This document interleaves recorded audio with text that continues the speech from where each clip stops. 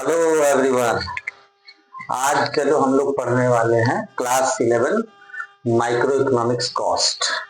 इसके पहले तो हम लोग फर्स्ट यूनिट सेकेंड यूनिट में पढ़े। पहला यूनिट पढ़े जो इंट्रोडक्शन था, माइक्रो इकोनॉमिक्स था, नॉर्मेटिव पॉजिटिव इकोनॉमिक्स पढ़े। फिर उसके बाद पढ़े क्या, ये कंज्यूमर इक्विलिब्रियम, और ये दोनों लेसन पढ़े थे हम लोग कंज्यूमर पॉइंट ऑफ व्यू से। और जैसा कि इसके पिछले क्लास में हम प्रोडक्शन पढ़ाए थे, अब आ जाता है कॉस्ट, उसी का हिस्सा आ जाता है कॉस्ट। और ये हम लोग प्रोड्यूसर के पॉइंट ऑफ व्यू से समझेंगे क्या क्या टॉपिक पढ़ेंगे और क्या क्या टॉपिक में। पहला तो माइक्रो इकोनॉमिक्स का कॉस्ट हो गया, इसमें पहले कॉस्ट का मीनिंग पढ़ेंगे, एक्सप्लिसिट कॉस्ट पढ़ेंगे। उसके पहले एक आ जाता है opportunity cost.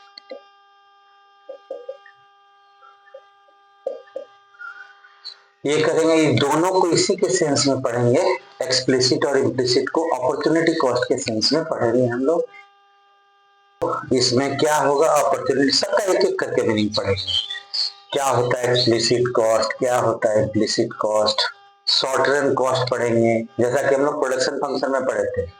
Short run production function, long run production function, यहाँ पे भी कॉस्ट शॉर्ट रन, जैसा कि इकोनॉमिक्स में पहले भी बोल चुके हैं। शॉर्ट रन कुछ नहीं होता है, शॉर्ट रन लॉन्ग रन में बस यही अंतर है कि शॉर्ट रन में कुछ फैक्टर वेरिएबल होते हैं, कुछ फैक्टर फिक्स्ड होते हैं। फिक्स्ड मतलब जिसको बदला ना जा सके। उसी में पढ़ेंगे हम लोग total cost, variable cost, marginal cost पढ़ेंगे। टोटल कॉस्ट के भी हिस्से आएंगे, total fix cost, total variable cost, फिर average fixed cost, average variable cost पढ़ेंगे। रिलेशनशिप टीसी टीएफसी, यही है। TC means total cost, TFC means total cost, fixed cost, total variable cost के बीच का रिलेशन। और भी रिलेशन है, एवरेज कॉस्ट मार्जिनल कॉस्ट का रिलेशन।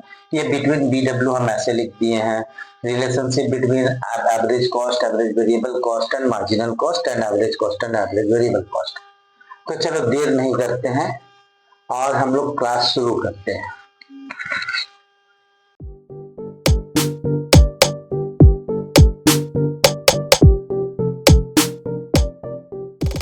जैसा कि मीनिंग ऑफ कॉस्ट में हम लिख दिए हैं, कॉस्ट क्या है, टोटल खर्चा। जब भी कॉस्ट की बात करेंगे हम लोग तो कॉस्ट मतलब टोटल खर्चा, किसी भी चीज को, पेन को बनाने में, चाहे बुक को बनाने में, चाहे मोबाइल को बनाने में, जो टोटल खर्चा आता है, इसका टोटल एक्सपेंडिचर, पूरा का पूरा कितना खर्चा है, इनकर्ड मतलब हुआ on production of A commodity बोलो, गुड्स बोलो, इसको बोलते हैं हम लोग कॉस्ट बोलते हैं। जैसे मान लेते हैं एक सामान को बनाने में क्या बोलते हैं, पेन बनाने में, फॉर एग्जाम्पल इसको हम मिटा देंगे, पेन को बनाने में 10 रुपए का खर्चा आया, तो हमारा टोटल कॉस्ट क्या हो गया, ₹10। अब इस टोटल कॉस्ट एक्सपेंडिचर जब भी हम लोग इसको सेंस में पढ़ते हैं तो अपॉर्चुनिटी कॉस्ट के सेंस में पढ़ते हैं। अपॉर्चुनिटी कॉस्ट क्या होता है, opportunity cost fixed based alternative, जो फोरगॉन जिसको हम लोग छोड़ देते हैं उसको हम लोग बोलते हैं टोटल, ये अपॉर्चुनिटी कॉस्ट है। तो अपॉर्चुनिटी कॉस्ट का डेफिनेशन है the cost of next based opportunity, opportunity अवसर, फोरगॉन। याद करो, तुम लोग पहले भी पढ़े हो अपॉर्चुनिटी। जो अगला बेस्ट अपॉर्चुनिटी हम लोग जिसको छोड़ देते, फोरगॉन बोलो या सैक्रिफाइस बोलो, इसी को हम लोग बोलते हैं अपॉर्चुनिटी कॉस्ट। तो जो कॉस्ट हमें अगला बेस्ट, मान लेते कि एक फार्मर है, फार्मर को एक लैंड पे प्रोड्यूस करना है 50 केजी राइस, वो प्रोड्यूस कर सकता है, या राइस को ऐसे लिख देते हैं, या 40 केजी वीट है। वो क्या करता है, 50 केजी राइस को चुनता है, इसको छोड़ देता है। तो जिस चीज को उसने छोड़ दिया, जिसका सैक्रिफाइस कर दिया, उसी को हम लोग बोलते हैं फोरगॉन। तो यही हो जाता है अपॉर्चुनिटी कॉस्ट। अब इसमें एक आता है एक्सप्लिसिट कॉस्ट। जब भी हम लोग पढ़ेंगे एक्सप्लिसिट कॉस्ट और इम्प्लिसिट कॉस्ट, तो इसी के सेंस में पढ़ेंगे। और एक्सप्लिसिट क्या है, this is the actual money expenditure. हम पहले एक्सप्लेन कर दे रहे हैं। एक्सप्लिसिट कॉस्ट क्या होता है, एक्चुअल मनी एक्सपेंडिचर इनकर्ड, जो एक्चुअल मनी खर्चा हुआ। चलो मान लेते हैं कि अगर हम एक क्या बना रहे हैं, एक पेन बना रहे हैं, एक पेन बनाने में हम बहुत सारा, पहला तो अगर हम लैंड लिए हैं तो उसका रेंट देंगे, वो देना है। अगर हम परमानेंट स्टाफ अपने यहाँ रखे हैं, जो हम लिख भी देंगे, परमानेंट स्टाफ को रखे हैं तो उसकी सैलरी दे रहे हैं। अगर हमको लाइसेंस बनवाना पड़ा है तो लाइसेंस का फी दे रहे हैं, लाइसेंस फी दे रहे हैं। ये सब क्या है, ये एक्चुअल मनी का खर्चा है, ये हमको देना ही देना है। और रॉ मटेरियल खरीद रहे हैं, लाइसेंस तो हमारा शॉर्ट रन में आ जाएगा, रॉ मटेरियल खरीद रहे हैं उसका खर्चा दे रहे हैं। तो ये सब क्या है, एक्सप्लिसिट कॉस्ट है, जो भी खर्चा लगा है। और मान लेते हैं कि अगर हम रेंट पे नहीं लिए, हमारा खुद का जमीन है, तो जो इसका एक्सप्लिसिट, इम्प्लिसिट में क्या होता है, इम्प्लिसिट होता है जो एस्टिमेटेड वैल्यू, जिसको हम लोग बोलते हैं imputed value, imputed value in the actual cost in the production of any good. कोई भी किसी गुड के प्रोडक्शन में जो एक्चुअल खर्चा लगता है, जो सामने सामने दिखता है, रेंट दिया, परमानेंट स्टाफ, ये तो खैर हम बोले कि ये आ जाएगा तुम्हारा टोटल, ये फिक्स कॉस्ट में आ जाएगा। जो हम रॉ मटेरियल खरीदे, ये सब का खर्चा जो कि वो क्या हो गया, हमारा सामने सामने दिखने वाला खर्चा है, तो एक्चुअल मनी एक्सपेंडिचर इनकर्ड हो गया। इम्प्यूटेड, एस्टिमेटेड, हम अंदाजा लगाए कि अगर हम किसी को रेंट पे लैंड देते तो उसका क्या होता है। अगर एंटरप्रेन्योर, जैसे हम खुद के मालिक हैं, अगर हम यहाँ अपने यहाँ मैनेजर रखते तो उसका खर्च देते तो वो एक्सप्लिसिट होता है। लेकिन उस मैनेजर का काम, मतलब एंटरप्रेन्योर का काम हम खुद से कर लिए तो वो क्या, इम्प्लिसिट कॉस्ट हो गया। चलो इसका डेफिनेशन हम लिख देते हैं, पहले तो एक्सप्लेन कर दिए थे, डेफिनेशन लिख देते हैं। जैसा हम बोले वैसा लिखिए। क्या है, actual, it is the actual money expenditure, जो एक्चुअल पैसा खर्च हुआ, इनपुट्स और payments made to the outsider for hiring their factor services. Factor पढ़े थे ना प्रोडक्शन में, लैंड, लेबर, कैपिटल, एंटरप्रेन्योर। अब देखो यहाँ पे एंटरप्रेन्योर आता है, एंड कुछ लोग एंटरप्रेन्योर बोलते हैं, कुछ लोग एंटरप्रेन्योर बोलते हैं। चलो हम एंटरप्रेन्योर बोलते हैं, जो भी हो सही प्रोनाउंसिएशन है। लैंड को क्या देंगे, लैंड पे रेंट देंगे, लेबर को वेजेस देंगे, कैपिटल को इंटरेस्ट या क्या देंगे, जो है तो कैपिटल का उसका चार्ज देंगे, एंटरप्रेन्योर को उसका प्रॉफिट देंगे। तो क्या बोलता है कि जो फैक्टर सर्विस कहते हैं, जैसे वेजेज, अगर इम्प्लॉइज जो काम करने वाले लोग हैं उनको वेज दिए, अगर हायर्ड कोई प्रेमाइसेस दे रहे हैं, किराए पे ले रहे हैं। देखो यहाँ दोनों में अंतर है, अगर हम किराए पे ले रहे हैं और किराया दे रहे हैं तो एक्सप्लिसिट कॉस्ट है, और अगर मेरा खुद का है, रेंट ऑफ ऑन लैंड है, जिसको हम लोग एस्टिमेट कर रहे हैं, देखो यहाँ पे लिख दिया इम्प्यूटेड है, तो यही हो गया इसमें, wages paid to the employer, rent paid to the premises, payment for raw material, जो भी रॉ मटेरियल खरीदते हैं, और जो भी हमारा खर्चा सामने सामने दिखता है वो सब एक्सप्लिसिट कॉस्ट है। इम्प्लिसिट कॉस्ट क्या है, इम्प्यूटेड, इम्प्यूटेड मतलब एस्टिमेटेड, अंदाजन कितना बढ़ेगा। अगर मेरा खुद का लैंड था तो हम अगर उसको किराए पे देते तो कितना पैसा मिलता। इंटरेस्ट ऑन कैपिटल, अपना कैपिटल जो लगाए हैं उस पर इंटरेस्ट, देखो यहाँ इंटरेस्ट दे रहे थे तो दिख रहा था, अगर किसी का कैपिटल पे इंटरेस्ट दे रहे थे 4 फैक्टर में, और अगर इंटरेस्ट खुद के कैपिटल पे जो कि हमको खुद मिल रहा है तो उसको क्या बोलेंगे, अगर मिलता, अंदाजा लगाते कि मेरा कैपिटल इस पे इंटरेस्ट कितना था तो वो भी हो जाता है। और rent of on land, salary for the services, हम खुद एंटरप्रेन्योर का काम कर रहे हैं तो किसी को नहीं दे रहे हैं, मेरे घर का कोई भी मेंबर काम कर रहा है तो उसको पैसा नहीं दे रहे हैं, और ये हो गया तुम्हारा इम्प्लिसिट कॉस्ट। अगर टोटल कॉस्ट को दोनों के सेंस में करते हैं तो टोटल कॉस्ट होता क्या है, टोटल कॉस्ट तुम्हारे पास आ जाएगा एक्सप्लिसिट कॉस्ट प्लस दोनों का सम टोटल होता है इम्प्लिसिट कॉस्ट। मतलब जितना एक्चुअल खर्चा हुआ और जो अंदाज लगाए थे जितना खर्चा होगा, तो इसको मिला करके मान लो कि क्या होता है कि एक आदमी रेंट पे लैंड लेता है तो उसका 10,000 रुपया देता है, वर्कर को हायर करता है तो उसको 5,000 रुपया देता है। ये हो गया एक्सप्लिसिट कॉस्ट।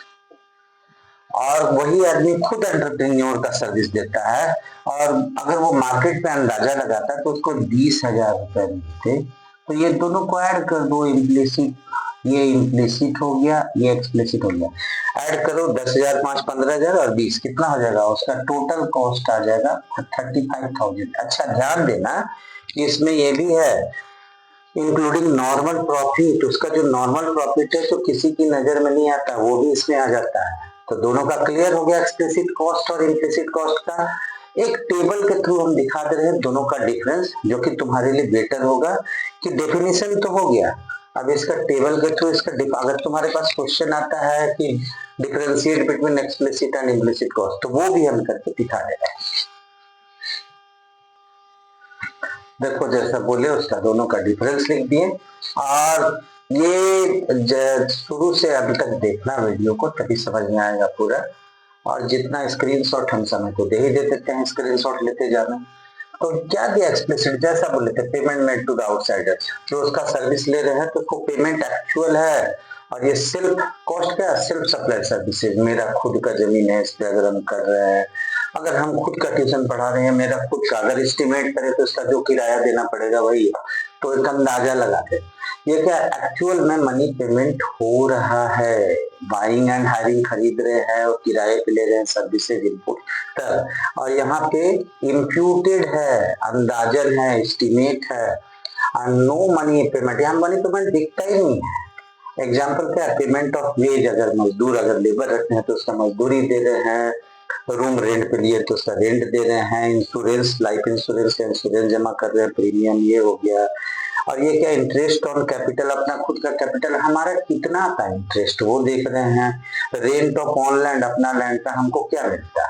अब हम लोग इसके आगे बढ़ेंगे तो शॉर्ट रन में चले आएंगे, चलो इसका स्क्रीनशॉट में, तब हम आगे प्रोसीड करते हैं। जो नेक्स्ट टॉपिक है वो कॉस्ट फंक्शन है। ये क्या दिखाता है, relation between cost and output, कितना कॉस्ट हमें हुआ, आउटपुट कितना प्रोडक्शन हुआ। तो डिग्री बोल सकते हैं it is the functional relationship between cost and output, कितने खर्च पे कितना प्रोडक्शन हो रहा है, जिसको डिनोट करते हैं, जरूरी नहीं है जान लेना जरूरी है, C equals to function of Q, जहाँ सी है कॉस्ट है, एक फंक्शनल रिलेशनशिप है, और क्यू क्वांटिटी है। चलो अब हम लोग जो नए टॉपिक पे जाएंगे वो आ जाता है short run cost. Short run cost दो तरीके के होते हैं, जैसा कि प्रोडक्शन फंक्शन में हम लोग पढ़े थे। शॉर्ट रन कॉस्ट में क्या दो होते हैं, एक हो जाता है फिक्स्ड कॉस्ट, जो चेंज नहीं होने वाला कॉस्ट है, जैसा हम बोलेंगे वैसा लिख देंगे, और सेकंड है वेरिएबल कॉस्ट।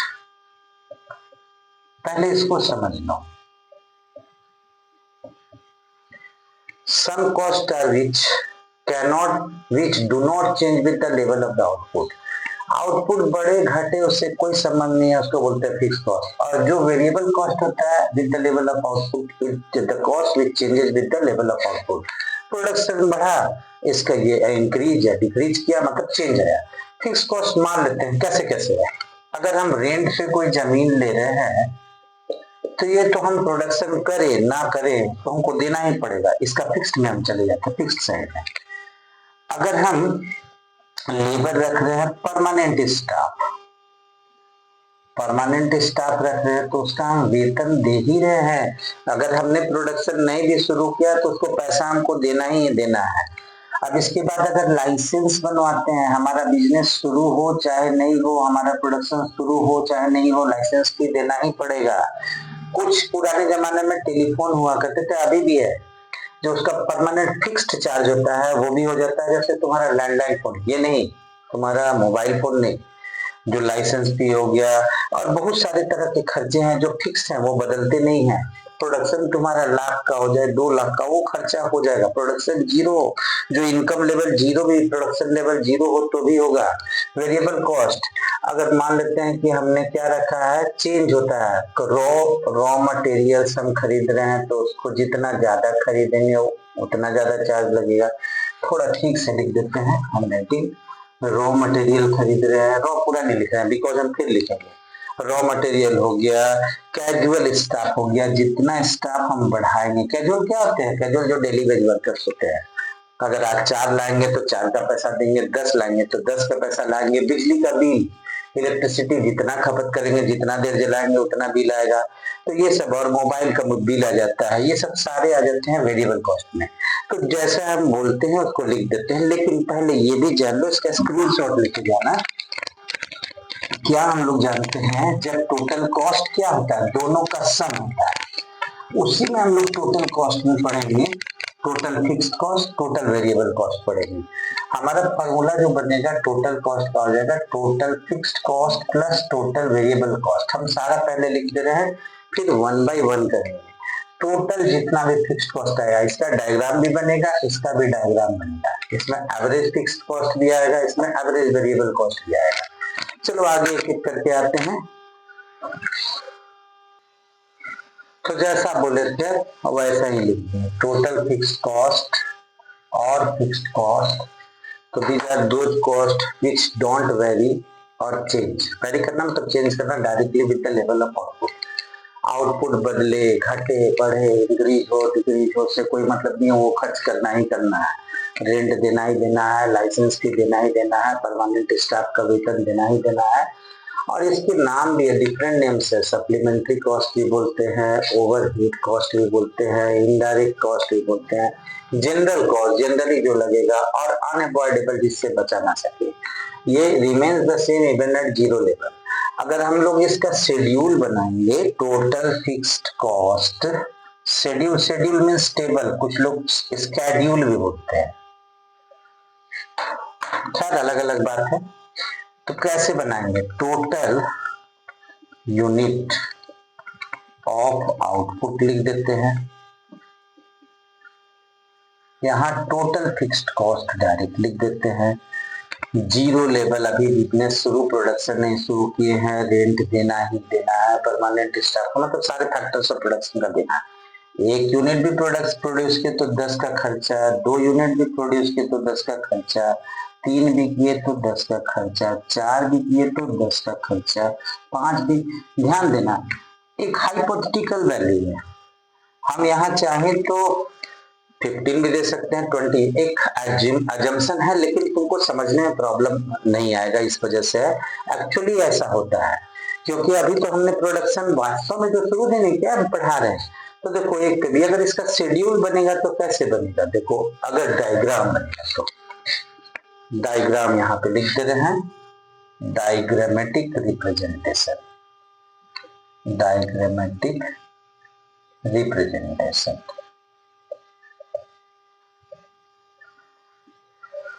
सिंपल सा तो तरीका है, कुछ नहीं करना है, एक ये बना देना। ये तो तुम लोग इससे अब पूरे आइडेंटिफाइड परिचित हो, ये क्या है। एक्स एक्सिस पे हम लोग क्या करते हैं, आउटपुट लिख देते हैं, यूनिट ऑफ आउटपुट। और किसका कर्व बनाने जा रहे हैं, टीएफसी का, तो यहाँ पे लिख देते हैं टीएफसी। चलो यहाँ पे लिख देते हैं 0, 1, 2, 3, 4, 5 यूनिट है। और यहाँ एक स्केल ले लेते हैं 10, 20, ये तो आगे वेरिएबल में आएगा तब तुमको समझ में आएगा, 30, 40, चलो इतना ही छोड़ते हैं। हम क्या दे रहे हैं, 0 प्रोडक्शन हो रहा है तो भी 10 है, 1 का प्रोडक्शन हो रहा है तो भी 10 है, इसको मिलाते क्या, ऐसा ही तो करते हैं ना। 2 पे भी 10 है, 3 पे भी 10 है, 4 पे भी 10 है, 5 पे भी 10 है। ये क्या हुआ, यहाँ पे लिख दिए टोटल फिक्स्ड कॉस्ट, सॉरी इसको ठीक से लिख देता हूँ, टोटल फिक्स्ड कॉस्ट। हम क्या देख रहे हैं कि 0 लेवल पे भी उतना फिक्स्ड कॉस्ट है जितना 1 लेवल पे है, 2 लेवल पे। एकदम सिंपल सा ऐसे ही तुम लोगों को बना देना है टोटल फिक्स्ड कॉस्ट का। और इसका क्या होता है, हम लोग देख रहे हैं कि 0 लेवल ऑफ आउटपुट पे भी है, तो ये टोटल फिक्स्ड कॉस्ट का हो गया। और अगर इसकी खासियत ऑब्जर्वेशन देखेंगे तो टोटल फिक्स्ड कॉस्ट क्या होता है, it is parallel line, horizontal parallel line, is horizontal line parallel to the X axis, X axis का पैरेलल होता है। क्यों होता है, बस क्योंकि ये फिक्स्ड होता है, क्योंकि ये बदलता नहीं है, यहाँ के ठीक से कर दे रहे हैं। चलो इसका स्क्रीनशॉट जल्दी से लो, इसका आगे ऑब्जर्वेशन है वो भी हम लिखते हैं। तो जैसा ऑब्जर्वेशन बता दिया, horizontal straight line parallel to X axis, this was the TFC is constant at all levels of output. Suppose कि तुम्हारे पास क्वेश्चन आता है कि टीएफसी को डिफाइन करो, एक्सप्लेन करो, 3 मार्क्स का क्वेश्चन आता है, 4 मार्क्स का। तो पहले तो टीएफसी का दे दोगे, these are those cost which do not vary with the level of the output. उसके बाद उसका टेबल बना दोगे, उसके डिफरेंट नेम्स लिख दोगे, फिर उसका टेबल बना दोगे। टेबल बना लेने के बाद उसका डायग्राम बना दोगे। डायग्राम बनाने के बाद एक्सप्लेन करोगे कि on the X axis we show the output, on the Y axis we show the TFC, and lastly observation लिख दोगे horizontal straight line parallel to the X axis. ये हो गया। अब जब वेरिएबल कॉस्ट, जिसको हम लोग टोटल वेरिएबल कॉस्ट ही बोलते हैं, वीसी और टीवीसी, तो सिंपल तो है, अगर वो नहीं बदलता था तो ये बदलता है। कैसे बदलता? These are those cost which vary और change with the level of the output. जैसे डायरेक्टली बढ़ेगा तो रॉ मटेरियल का खर्चा बढ़ेगा, लिख ही देगा हम यहाँ। जैसे रॉ मटेरियल का खर्च बढ़ेगा, कैजुअल स्टाफ का, अगर कैजुअल स्टाफ का पेमेंट है, मेनी मोर है, पेमेंट बना रहे दे रहे हैं तो वो बढ़ेगा, एक्सेट्रा। अगर इसका शेड्यूल बनाएंगे, टेबल बनाएंगे, तो कैसे बनाएंगे? चलो इसका स्क्रीनशॉट ले लो, समय हम तुम लोगों को दिया, शेड्यूल बना के ही दिखा देते हैं। इसका भी ऑब्जर्वेशन लिख देंगे हम तुम लोगों के लिए। ये तो हो ही गया होगा बच्चे, तुम लोग का नोट्स तैयार होता चला जा रहा है। यहाँ टोटल वेरिएबल कॉस्ट शेड्यूल लिख देते हैं। टेबल बोलो, शेड्यूल बोलो, बात सेम, SCHE।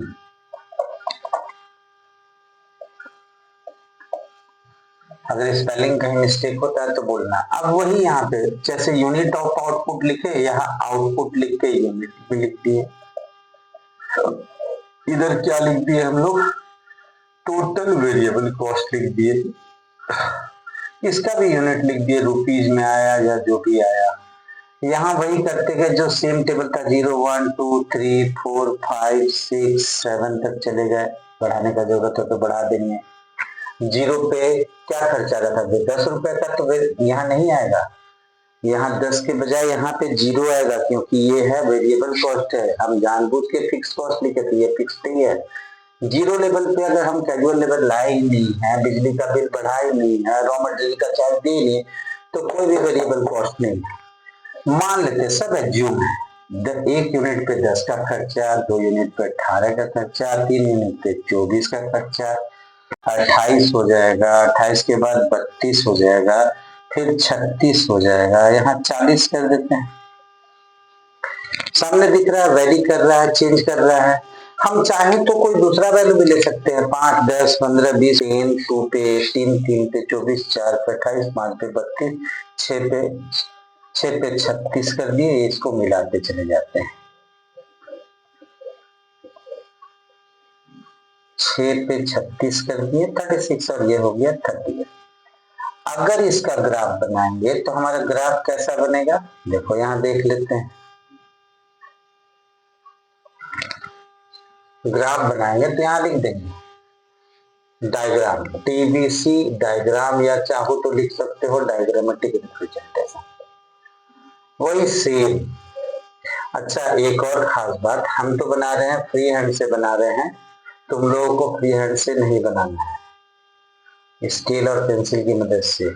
यहाँ जो देंगे एग्जैक्ट वैल्यू, तो हाथ है, फ्री हैंड है, तो यहाँ पे आउटपुट लिख देंगे। आउटपुट लिख करके यूनिट भी लिख देंगे। पिछले वाले में हम नहीं लिखे थे। 1 2 3 4 5 6 7। देखो जरूरी है कि मेरा यहाँ पे कहीं डिफरेंस हो गया है स्पेस के बीच में, और यहाँ 10 18 24 17। देख लेते हैं कि स्केल ले लेते हैं, 10 20 24 नहीं तो ऐसा करते हैं, इसको 8 ले लेते हैं। 8 दूना 16 16 24, 8 4 जा 32, 8 5 जा 40 ले लेते हैं। अब यहाँ क्या करते हैं, हम सबको मैच करने का कोशिश करते हैं। चलो 0 को अगर 0 से मिलाते हैं तो 0 0 दोनों हो गया। 1 को 10 से मिलाएंगे तो करीब करीब ऐसा आएगा, ठीक है। अगर 2 को मिलाएंगे 18 से तो थोड़ा ऊपर आएगा। चलो इसको जब बनाते हैं तो ये ग्राफ कैसे बनता है? इन्वर्टेड एस शेप का होता है, लगता है इन्वर्टेड एस शेप का। यहाँ पे TBC लिख देते हैं, यहाँ पे भी TBC लिख देते हैं। पहले तो बच्चों इसका डायग्राम का स्क्रीनशॉट लो, तब हम इसका ऑब्जर्वेशन पहले समझ लो, तब हम लिख देंगे। क्या दिख रहा है? ये TBC का शेप दिख रहा है, इनवर्स एस शेप का इनवर्स है। अब जब यहाँ पे आ गए तो ये तीनों का एक चीज और हम अभी नहीं बताए हैं तुम लोग को, जो कि अभी बता दे रहे हैं। ये तो हो गया तुम्हारा, ये हो गया इसका स्क्रीनशॉट। तो कॉस्ट तीन तरीके का कॉस्ट, ये अभी इसी के बेसिस पे, इसलिए अभी तक नहीं बताए थे। कॉस्ट का तीन हो गया, एक टोटल फिक्स्ड कॉस्ट हो गया, या तो आप करते हैं टोटल कॉस्ट हो जाता है, एवरेज कॉस्ट हो जाता है, और मार्जिनल कॉस्ट हो जाता है। वो तो तुम लोग कर चुके हो। टोटल कॉस्ट क्या होता है? Total expenditure incurred.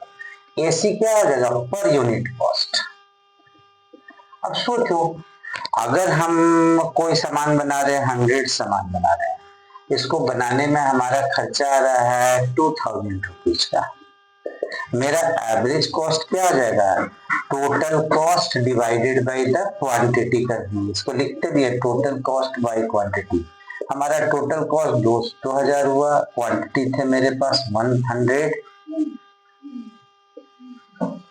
थोड़ा एक मिनट बच्चों, हल्ला हो रहा है। हाँ, तो पर यूनिट कॉस्ट आ गया, कितना आया मेरा? 2 जीरो कैंसिल कर दिए, ₹20 का।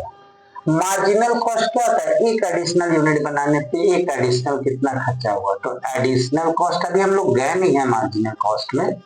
एडिशनल कॉस्ट मान लेते हैं कि हम 100 यूनिट बनाने पे हमको 2000 का दिखा, तो 2000 का खर्चा।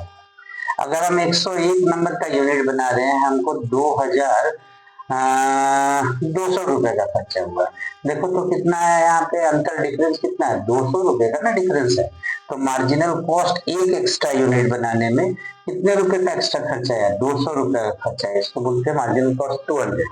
अगर इसका फॉर्मूला हम लोग करेंगे तो क्या आ जाता है? Marginal cost is equal to हो जाता है delta TC by delta Q. देखो डेल्टा टीसी मीन्स क्या? टोटल यूनिट में कितना चेंज आया? 200 का चेंज आया। क्वांटिटी कितना बदला? एक बदला, तो 200 हो जाएगा मार्जिनल कॉस्ट। एक और भी फॉर्मूला है एमसी मार्जिनल कॉस्ट निकालने का, TCN माइनस TCN माइनस 1, मतलब अगले वैल्यू से पिछले वैल्यू को माइनस कर देना। चलो यहाँ तक तो हो गया, हम लोगों का ग्राफ भी हो गया था। ये भी स्क्रीनशॉट ले लेना, बहुत जरूरी है। फिर हम आगे प्रोसीड करते हैं। यहाँ तो अभी तक तो टोटल कॉस्ट का डेफिनेशन नहीं दिए थे। टोटल कॉस्ट होता क्या है? Total cost is the total expenditure incurred on the production of any commodity. कोई भी कमोडिटी बनाने में, अब उसमें ये भी जोड़ सकते हैं, तो total production incurred to any firm on the production of any specific commodity. अब इसका फॉर्मूला था TC total cost equals to total fixed cost plus total variable cost. ये और भी हम लोग लिख सकते हैं, और it is the sum total of total fixed cost and total variable cost. यही तो है। अब हम लोग इसमें क्या करते हैं? टेबल बनाते हैं, शेड्यूल बनाते हैं। शेड्यूल में टोटल कॉस्ट का दिखाएंगे। पहले यूनिट्स आउटपुट लिख देते हैं, और आउटपुट के नीचे लिख देते हैं यूनिट्स, मतलब कितना। वही पिछला टेबल है। यहाँ पे TFC लिख देंगे, यहाँ TDC लिख देंगे, यहाँ पे TC लिख देंगे। चलो अब क्या करते हैं? यहाँ 0 है, 0 आउटपुट था, कोई भी प्रोडक्शन नहीं था, तो TFC तो भी लगना था ना 10। हम लोग एज्यूम करके चले थे 10। TVC कुछ भी नहीं है। अब TC क्या है? देखो तो TFC प्लस TVC, तो ये क्या जगह है? 10 प्लस 0, तो यहाँ हो गया 10। अगर हमको इसके बेसिस पे आगे एक फॉर्मूला बनाएंगे, लेकिन पहले ही कर देते हैं। अगर तुमको TFC निकालना है तो TC से TBC को माइनस कर दो, और अगर तुमको TVC निकालना है तो TC से TFC को माइनस कर दो। चलो आगे तो वो बात की बात है। अगर 1 यूनिट का प्रोडक्शन कर रहे हैं, फिक्स्ड कॉस्ट तो सेम रहेगा, वो चेंज होने वाला नहीं। वेरिएबल कॉस्ट मान लिए हम लोग 10 ले लिए, अब दोनों को ऐड करो 10 10 20 हो जाएगा। फिर वेरिएबल कॉस्ट 2 ले लो, ये यूनिट ऑफ आउटपुट 2 ले लो, ये 10 हो गया। इसको थोड़ा बढ़ाते हैं, यहाँ 10 बढ़ा था, यहाँ 8 बढ़ाए, ये कितना हो जाएगा? दोनों मिलके 28 हो जाएगा। 3 यूनिट का प्रोडक्शन करते हैं, ये तो बार बार देख रहे हो, टोटल फिक्स्ड कॉस्ट चेंज नहीं होगा, जो हम परमानेंट स्टाफ रखे हैं, रेंट दे रहे हैं, वो बदल, लाइसेंस का फी दे रहे हैं, ये सब तो बदलने वाला नहीं, उतना ही का उतना ही रहेगा। अब इसको और थोड़ा बढ़ाते हैं तो इसको 26 से बढ़ा देते हैं।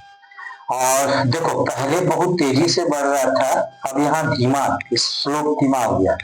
ये 24 को ऐड कर देते हैं तो ये 34 हो गया। 4 यूनिट बनाते हैं तो 10 तो सेम है, इसको 28 कर दिए। देखो अब 4 बढ़ा, घटते हुए बढ़ रहा है, ध्यान देना है। यहाँ तक बढ़ते हुए बढ़ा, यहाँ घटते हुए बढ़ा, यहाँ तक घटते हुए बढ़ा। अभी भी और भी है इसमें। अच्छा इसको ऐड कर देते हैं, 38 हो गया। फिर 5 यूनिट पे ये 10 ही है, इसको 32, अभी भी घट रहा है। देखो जैसे 10 से 8 18, 18 से 6 24, 24 4 28, 28 और 4 32, ये हो जाएगा 42। अब यहाँ से देखो एक चेंज आ रहा है, 10 है, यहाँ पे 32 और 6 फिर से बढ़ गया, कॉस्ट बढ़ने लगा। जैसे जैसे प्रोडक्शन बढ़ने लगता है, कॉस्ट बढ़ने लगता है। क्यों? क्योंकि टीएफसी का पूरा पूरा इस्तेमाल, टोटल फिक्स कॉस्ट का पूरा इस्तेमाल होने लगता है और हो चुका रहता है। अब इससे ज्यादा स्कोप नहीं है, अब टीबीसी लगाने से भी कोई परिणाम नहीं है, कॉस्ट बढ़ेगा, कॉस्ट ही ज्यादा बढ़ेगा। तो यहाँ तक हमारा घटते हुए था और ये 48 हो गया। इसमें भी देखते हैं किसी में 10 से 10, 20, 20 8, 28, 28 6, 34 6, 34 4, 38 4, 42, मतलब यहाँ बढ़ता हुआ बढ़ा। यहाँ से आगे जाएंगे तो ये घटता हुआ बढ़ा और यहाँ पे बढ़ता हुआ बढ़ा। बढ़ रहा है लेकिन बढ़ता, मतलब एक इंक्रीजिंग रेट से बढ़ रहा है और एक डिक्रीजिंग रेट से। ग्राफ बाद में बनाएंगे, पहले एक ग्राफ बताते हैं। अगर प्रोडक्शन में पढ़े थे, अगर ऐसा करके ग्राफ बनता है, जब भी प्रोडक्शन में तो ऐसे नहीं था, शुरुआत में था, ये ऐसा करके बढ़ता है। जब ऐसे तेजी से बढ़े तो उसको बोलते हैं इंक्रीजिंग रेट। लेकिन अगर यही ग्राफ उसी में देखे थे, आगे जाके वो घटते हुए बढ़ा था प्रोडक्शन, तो इसका भी ऐसे ही बढ़ता है, घटते हुए बढ़ता है, घटते हुए बढ़ता है और फिर बढ़ते हुए बढ़ता है। मतलब कॉस्ट, ये तो सिंपल सा बात है भाई कि जितना हम लोग प्रोडक्शन बढ़ाएंगे कॉस्ट हमारा बढ़ता चला जाएगा। अब इसका ग्राफ बनाएंगे तो एक ही जगह पे हम तीनों ग्राफ बना देते हैं, इसी से रिलेशन भी निकालेंगे। यहाँ एक्स एक्सिस हो गया, वहां वाई एक्सिस हो गया, यहाँ क्वांटिटी, और यहाँ पे लिख देंगे तीनों का वैल्यू लिख देंगे, T F C, T V C और टी सी। देखो यहाँ 0 से लेकर 6 तक का 6 यूनिट कर दिए, 0 1 2 3 4 5 6। ध्यान देना कि हम तो फ्री हैंड बना रहे हैं, मेजरमेंट करके नहीं बना रहे हैं। अगर कॉपी में मेजरमेंट करके बनाया जाए तो एकदम एग्जैक्ट जैसा ग्राफ बनना चाहिए वैसा ही बनेगा। यहाँ देख लेते हैं 10 से शुरू है, 48 पे खत्म है, तो यहाँ पे स्केल ले लेते हैं 10 20 30 40 50। जैसा कि तुम लोग को बताया थे, 0 पे भी 10, 1 पे भी 10, 2 पे भी 10, तो ये क्या आ जाएगा, 10 10 सब मिलेगा। तो टीएफसी का ग्राफ बनेगा straight line parallel to horizontal, straight line parallel to X axis. अब जब यहाँ जाएंगे इसका बनाना शुरू करेंगे तो देखो टीबीसी 0 से शुरू हुआ था, टीबीसी 0 से शुरू हुआ था, तो यहाँ से जाते हैं, पहले ये ऐसे बढ़ता है फिर जाके ऐसे बढ़ता है, ये इनवर्स एस सेट का होता है। अब देखो टीसी कभी भी नहीं, इसी ग्राफ से तुमको रिलेशन भी मिलेगा, इसी से पता चलेगा रिलेशन है। टीसी ओरिजिन से कभी शुरू नहीं होता है, देखो कभी भी होता है ओरिजिन से ऊपर शुरू हो रहा है। क्यों ऐसा हो रहा है? क्योंकि टीएफसी की वजह से। टीएफसी तो लगाया, टोटल फिक्स कॉस्ट तो पहले लगा हुआ, तो टोटल कॉस्ट ऑफ प्रोडक्शन तो पहले ही मिल चुका है पहला यूनिट में इनिशियली। ये भी बनता है इनवर्स एस से, तीनों का नाम दे देते हैं, ये टीवीसी है, ये टीएफसी है। कॉपी में देखते हो कि जो दो लाइंस होते हैं पैरेलल होते हैं, तो ये भी दोनों पैरेलल है, जो कि अभी इसका रिलेशन आएगा तब हम लोग इसमें आएंगे। तो चलो बच्चों इसका स्क्रीनशॉट ले लो, यहाँ क्यूएक्स लिख देते हैं, तब हम आगे नेक्स्ट टॉपिक पे इसका रिलेशन क्या है वो बताते हैं, टीबीसी एबीसी के भी, टीसी और एफसी के बीच में। तो देखो ये ग्राफ हम यहां से नहीं हटाए हैं, यहां लिखते हैं रिलेशन, रिलेशनशिप बिटवीन, हम ऐसे लिख दिए, पूरा पूरा लिखना, टीसी, टीएफसी एंड टीबीसी। पहला तो इसका रिलेशन क्या है, देखो TFC, TFC curve is a straight horizontal straight line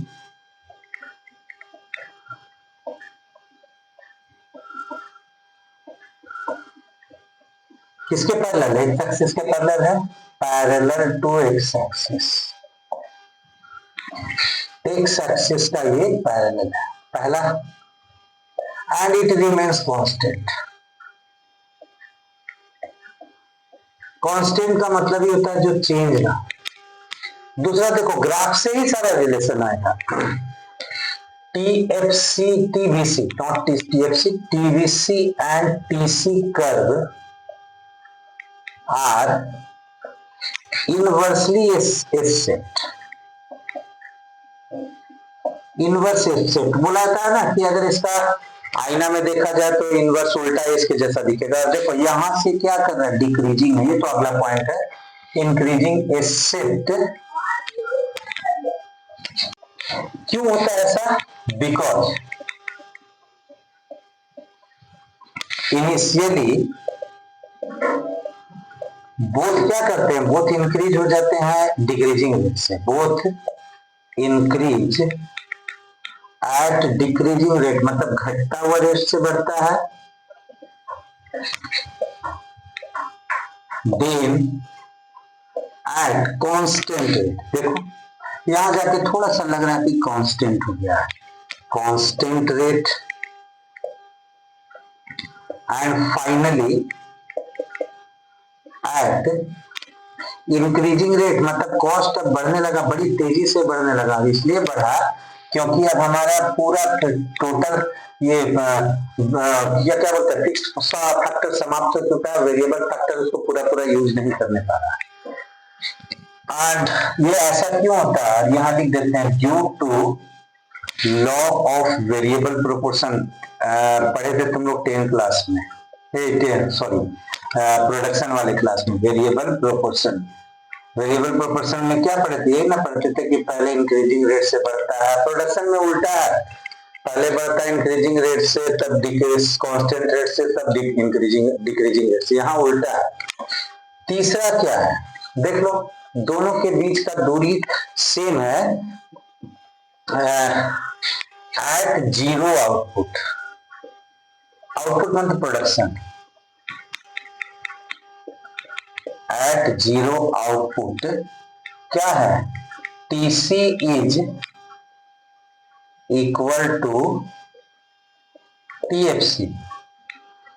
क्यों? ये तो पहले ही रीजन बताया जा चुका है कि TFC के इक्वल इसलिए होता है क्योंकि उस समय तो ये क्या बोलते हैं, कुछ ना कुछ तो फिक्स्ड कॉस्ट लगा ही रहता है। चौथा पॉइंट हमारा आता है, चौथा पॉइंट है कि TC and TVC curves are parallel to each other।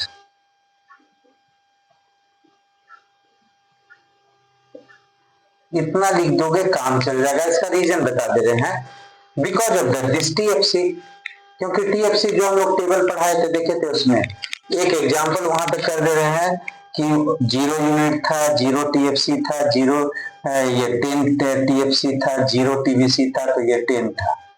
अगर 1 यूनिट हुआ तो ये तो 10 ही है, यहाँ पे 10 हुआ तो यहाँ 20 हो गया। ये देखो 20 से 10, ये सेम TFC ऐड होते जाता है, इसी वजह से इसकी। सो एंड यहाँ लिख देते हैं vertical distance between both is same at all points. All points पे ये वर्टिकल डिस्टेंस सेम होता है। पांचवा है, पांचवा देखो, ये दोनों के बीच का डिस्टेंस सेम है, और ये ड्यू टू TFC, क्योंकि उतना ही TFC है। लेकिन TC और TFC के बीच का डिस्टेंस देखो यहां से बढ़ता चला जा रहा है, TC और TFC का, और ये ड्यू टू किसका है, TVC के चलते, क्योंकि TVC बढ़ता जा रहा है। तो vertical distance, the vertical distance दिखा दिए तुम लोग को, बिटवीन किसके बीच में का वर्टिकल, अब TFC और TVC और TC का तो हो चुका था। सॉरी ये गलत लिखे हैं, हम यहाँ इसको सही कर दे रहे हैं, TC distance between TC and TFC keeps on increasing, keeps को छोड़ देते हैं, लिख देते हैं गोज ऑन इंक्रीजिंग।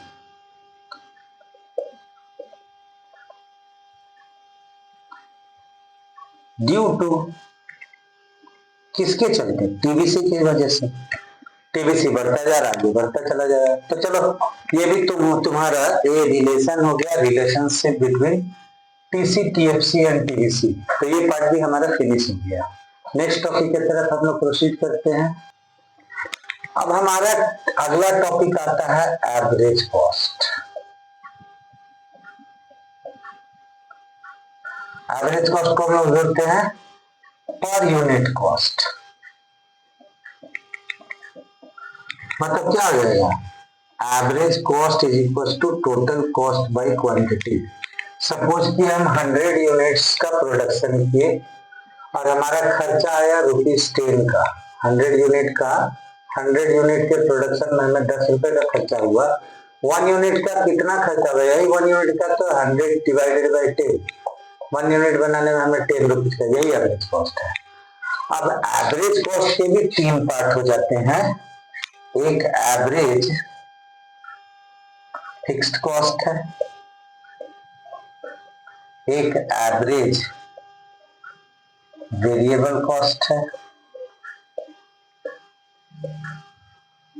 और एवरेज कॉस्ट है।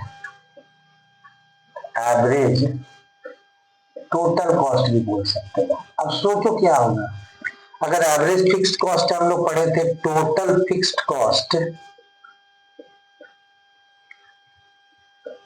डिवाइडेड बाय क्यू कर दी। लो कर देते हैं, यहाँ पे वही टेबल 3 बना देते हैं। क्वांटिटी लिख लिए, यूनिट क्यू ले ली और यहाँ पे लिख दिए total fixed cost 0, 10, 1, 10, 2, 10, 3, 10, 4, 10, 5, 10, 6, 10। Average fixed cost क्या आ जाएगा? Total fixed cost by quantity. Divide करो 10 बाई 0, तो ये क्या आ जाएगा? 10, यहाँ 10 बाई 0 ले लेते हैं तो ये इंफिनिटी हो जाएगा।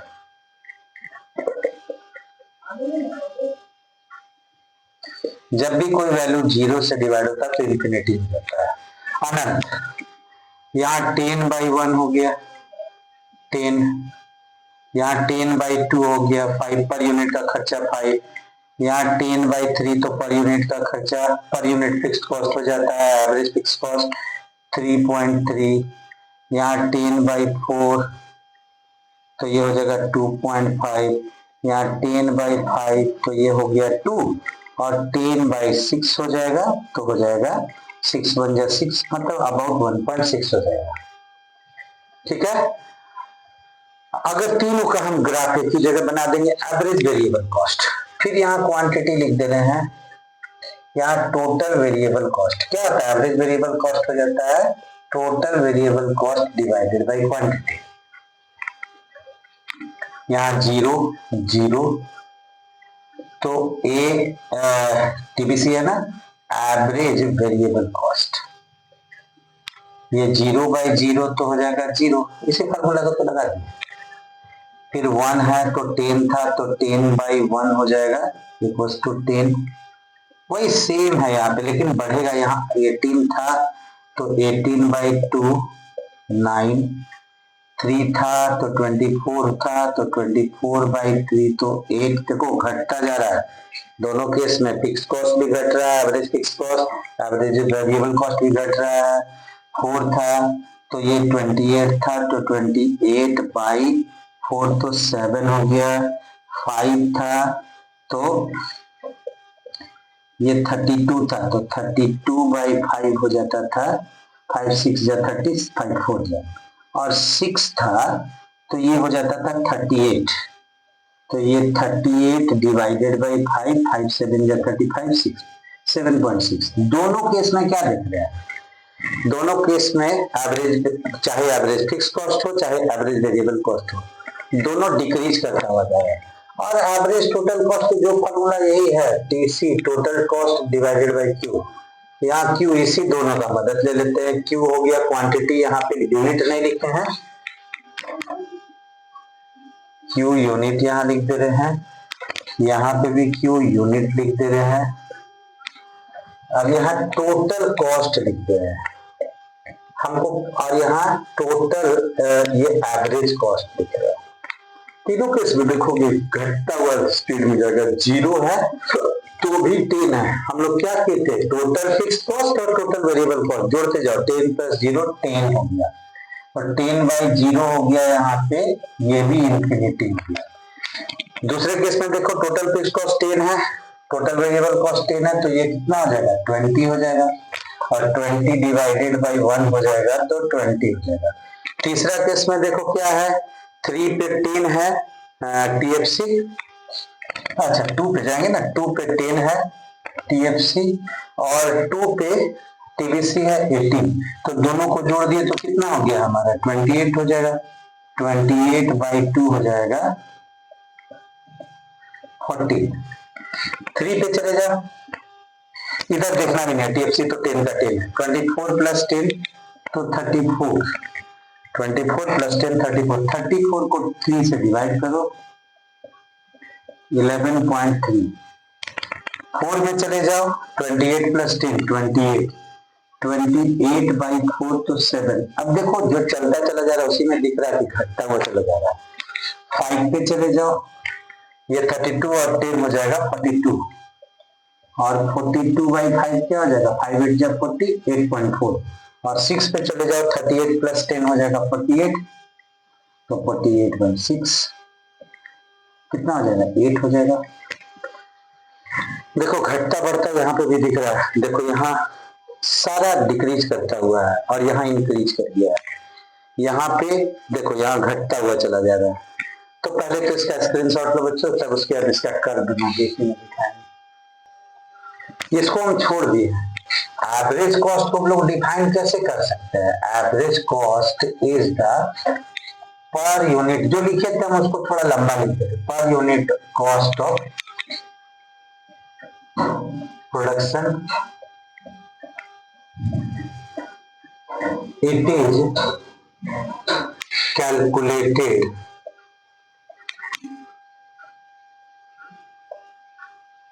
by dividing total cost by quantity, और यहीं पे लिख देते हैं average cost is equal to total cost divided by quantity, और हम लोग ऐसे भी बोल सकते हैं एवरेज कॉस्ट सम टोटल है, average cost is the sum total of average, half लिखते हैं AFC average fix cost and average variable cost. Exam में लिखना होगा तो पूरा एवरेज फिक्स कॉस्ट लिख देना, वेरिएबल कॉस्ट तो यहाँ पे लिख देते हैं average cost is equal to average fix cost plus average variable cost. ये हो गया हमारा। अब इसका कर्व बनाएंगे, पहले इसका स्क्रीनशॉट लो और पिछले वाले का भी स्क्रीनशॉट पाउच करके ले लेना।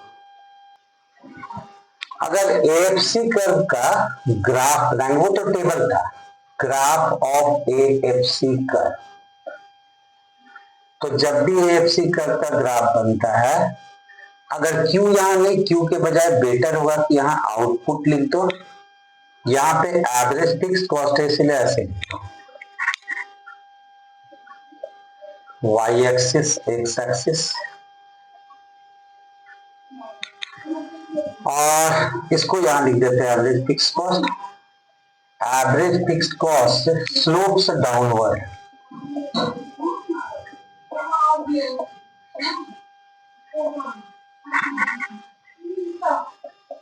क्यों, बिकॉज, एक मिनट आवाज हो रहा है, because it falls due to increase in output, मतलब कि प्रोडक्शन बढ़ेगा तो ये घटता चला जाएगा। एएफसी टोटल फिक्स कॉस्ट तो सेम रहेगा, उसका तो बनता था यहाँ सीधा स्ट्रेट लाइन, ये फर्स्ट है। सेकंड है इट इज रेक्टेंगुलर हाइपरबोला, अब ये रेक्टेंगुलर हाइपरबोला तुम लोग पढ़े थे डिमांड में, इलास्टिसिटी ऑफ डिमांड जब 1 होता था तब रेक्टेंगुलर हाइपरबोला होता था। इसका मतलब है that is area under the graph is same at all points. कैसे? इस पॉइंट से इस पॉइंट को मिला दो, एक रेक्टेंगल बना। इस पॉइंट से इस पॉइंट को मिला दो, एक रेक्टेंगल बना। ये वाले रेक्टेंगल का एरिया और ये वाले रेक्टेंगल का एरिया सेम, तो ये एएफसी का हमारा कर्व बना हो जाएगा। और फिर यहाँ पे हो जाएगा, जब हम लोग एबीसी कर्व का बनाएंगे तो एबीसी कर्व यू शेप्ड होता है। यहाँ पे एबीसी लिख देंगे और यहाँ पे भी एबीसी लिख देंगे, ओ एक्स वाई, यहाँ पे आउटपुट लिख देंगे AVC curve is U shaped. और ये यू शेप क्यों है? Due to the law of variable proportion.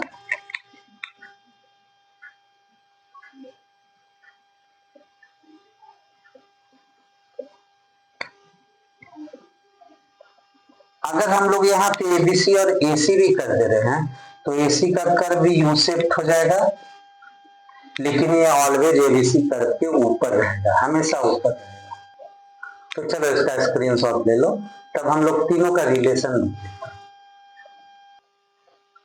अब देखो यहाँ रिलेशनशिप बिटवीन एसी, बिटवीन को ऐसे लिख दिया, नहीं लिखना एसी एबीसी एंड एफसी, तीनों का ग्राफ देखो। यहाँ तो हम आउटपुट लिखना छूट गया है, यहाँ y, यहाँ x, यहाँ o।